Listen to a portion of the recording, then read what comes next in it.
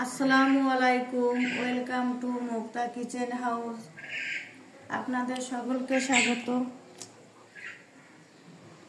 আজ আমি ভেটকি মাছ দিয়ে সবজি রান্না করব। মাছ ভাজার জন্য লবণ হলুদ দিয়ে মাছটাকে মেখে নিব। লবণ হলুদ, প্রথমে মাছ ভেজে নিয়েছি, তুলে নিব। মাছ ভাজা তেলের ভিতরে আর একটু তেল দিব।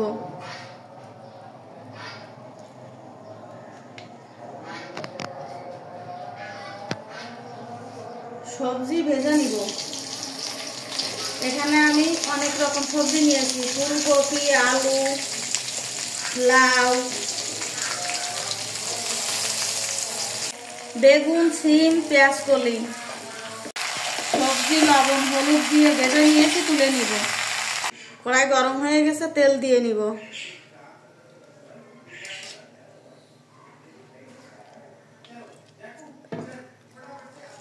পেঁয়াজ কুচি, কাঁচা জাল,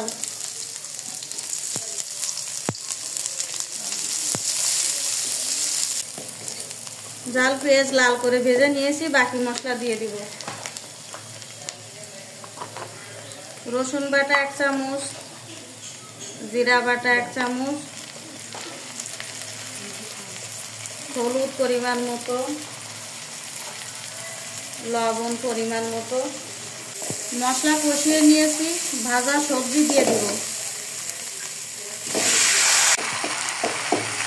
মশলার সাথে সবজি ভালো করে কষিয়ে নিয়েছি। সেদ্ধ হওয়ার জন্য পরিমাণ মতো পানি দিব। পানি দেব। তরকারি অনেকটা সেদ্ধ হয়ে গেছে, ভাজা মাছ দিয়ে দিব।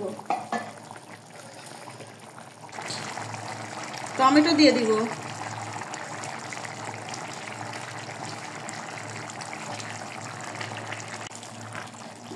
ভেটকি মাছ দিয়ে সবজি হয়ে গেছে, এখন আমি ধনেপাতা দিয়ে নামিয়ে নিব।